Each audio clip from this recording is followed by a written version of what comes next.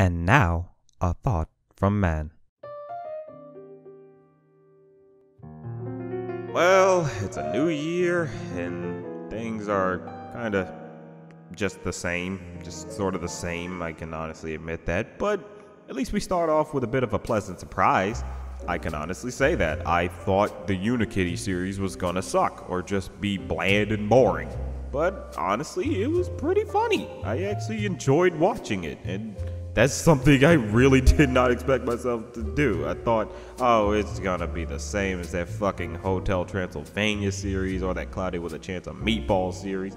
But no, it's honestly pretty fun. And I'm just happy it didn't turn out mediocre like those shows. What a beautiful day! The series is based off of the character Unikitty from the Lego movie, and it's mainly about her running her kingdom and just going on these one-off adventures and trying to spread happiness.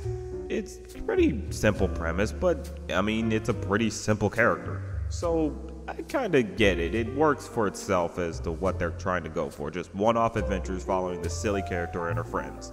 It's developed by Ed Scudder and Lin Wang. Ed Scudder was one of the creators of Dick Figures, and Lin Wang was someone who also worked as the storyboard artist, which I'm kind of surprised. I was like, wow, people who made Dick Figures are working on this? That's kind of weird. And the series is obviously made by Warner Brothers Animation, so some of the people from Teen Titans Go also work on this series. And honestly, they write some good material with this. With Teen Titans Go, it was clearly a parody and trying to sort of make fun of the original series in a sense, or just make fun of the superhero genre, whereas this, it's its own thing. It's just supposed to be this nice little series following these characters. So, I actually enjoy what they're going for here.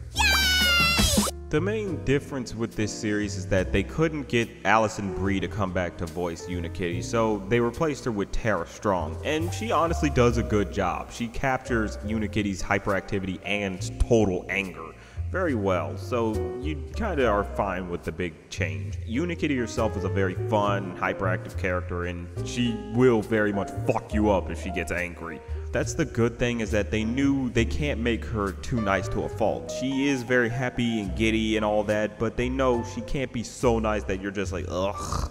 She's like a Mary Sue. They knew make her anger something that is a big fault of hers. That's something that really hurts her at some point. They also knew with the fact that she's supposed to be very hyperactive, she can't be annoying, so they don't have her making dumb, annoying noises or spouting annoying catchphrases. They knew how to make her a very fun and hyperactive character without making her overtly annoying, because to be honest, we are kind of getting sick of seeing those hyperactive female characters. We've seen them, say, in Hotel Transylvania and Gravity Falls, Star vs. Force of Evil, but here they're like, okay, it's the same thing, but there's a big contrast. She can get pretty angry, and it can work against her most of the time, so you enjoy the nice contrast with her character. Then there's her friends slash co-workers in a sense, and they're pretty fun. They honestly can get some decent laughs or can be very crazy and wacky and zany, so you kind of enjoy their company. There's her brother Puppycorn, who's a mix of a puppy and a unicorn, which makes me believe their parents were very open-minded with their lovers, and he's just as hyperactive as she can be, honestly. He's voiced by Grey Delisle, and in a sense he's kind of boy version of Unikitty, but without the anger or without the magic powers. So that's sort of the big offset between them. He's just kind of her, but without certain aspects. Then there's her friend Dr. Fox, who's the resident scientist of the kingdom, and she's voiced by Kate Micucci. And she basically helps Unikitty out with whatever she would need in terms of, say, scientific stuff. The odd thing about her is she can be a bit weird with her scientific shit, so that's kind of the quirky thing about her. Little busy right now, Puppycorn. Can you come back later? Okie doke, I'll go hang with Unikitty. 2, 1. What's this for again? Then there's their friend Hawkadile, who's supposed to be Unikitty's bodyguard, and he's kind of your macho tough guy in a sense. And he also proves that this kingdom is a bit more liberal than a Woodstock hippie. But he's also a guy who enjoys having fun. He's not a total stick in the mud who's just about toughening everybody up. He's also in the sense of just wanting to have fun and just protect his kingdom, you know? There's also their friend Richard, who's supposed to be the advisor for Unikitty, and he's pretty much dull. He's as boring as a brick, which is the ironic thing about him. So that's just kind of the funny joke they got, is that he's very boring as a brick. Both him and Hawkadile are voiced by Roger Craig Smith, and that's pretty much kind of neat that he's able to switch between the two pretty well. Then there's this character, Master Frown, who just lives off of misery. He's voiced by Eric Baza, and the main gimmick of him is that he loves misery. He loves causing pain to others. And that's just kind of the funny thing. And it's kind of weird because when he hears about a snow day, he just decides to sing about how miserable everybody's gonna be. Most people can find some joy in a snow day, you know, no school, maybe not having to go to work. But him, he's like, oh, everybody's gotta shovel snow, the ground is gonna be all slippery. And it's just like, wow, man, you are very horrible. You just see all this horrible shit out of something that could be so good. Like, what the fuck? He usually tries to rain on everybody's parade, but it ultimately ends up backfiring on him. There was this one episode where he ended up getting stuck inside of a snowman, and Unikitty and her friends confused him as a magic snowman, and they sort of went and played around with him, but they realized he's gonna melt eventually, so they're like, we'll send him to the North Pole. And then they sent him off drifting on a block of ice in the North Pole. And then Richard ends up asking Hawkadile, did he know that that was Master Frown the whole time? And Hawkadile's like, yeah, I knew that was him. Like, damn. So they just knew that was him the whole time. They sent him to the North Pole anyway. I'm like, fuck.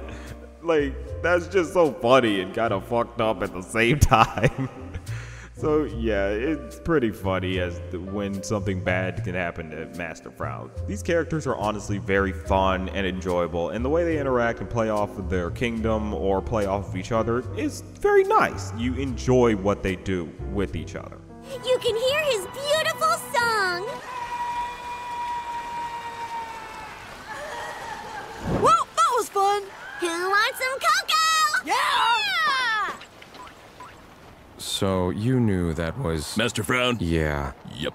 The show was something I really thought was going to suck, because looking at it, I'm like, oh my god, it's going to be like the Hotel Transylvania series or that Cloudy with a Chance of Meatballs series. But it's not, thankfully, because this time around, one, it's not done by Canada.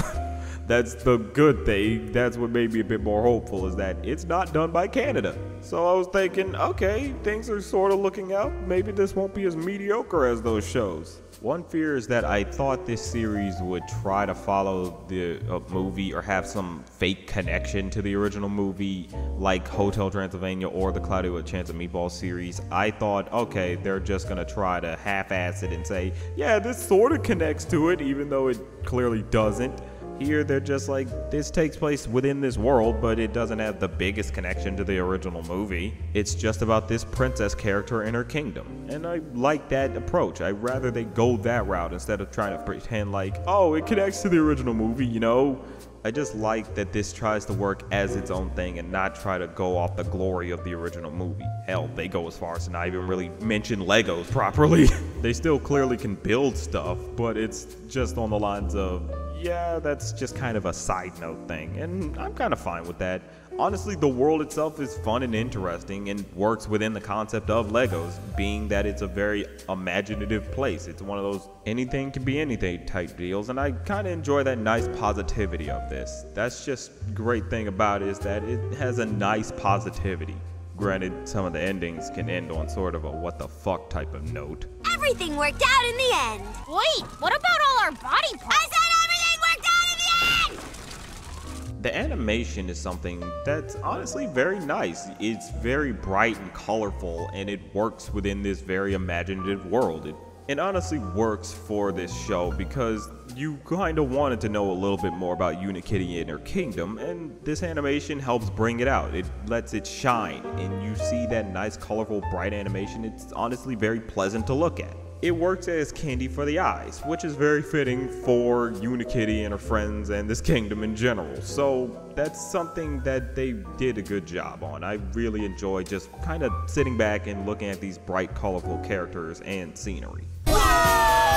This series is just a very fun and wacky show with great, enjoyable characters and crazy situations. It's something I thought wouldn't be very good. I thought, oh, it's going to be very mediocre because it's based on a movie property, which was good, but it's not going to be done by the same people who made that movie. So that was just sort of my fear with it, and thankfully it quelled it. It feels like there was genuine effort put into this, that they clearly do want to make people laugh and have a very fun series for people to sit back and watch. It's an enjoyable series that can give you some decent laughs and mainly just about one-off adventures with these fun, enjoyable characters. That's just something I enjoy. It's something you sit back and can just watch. But that's just a thought.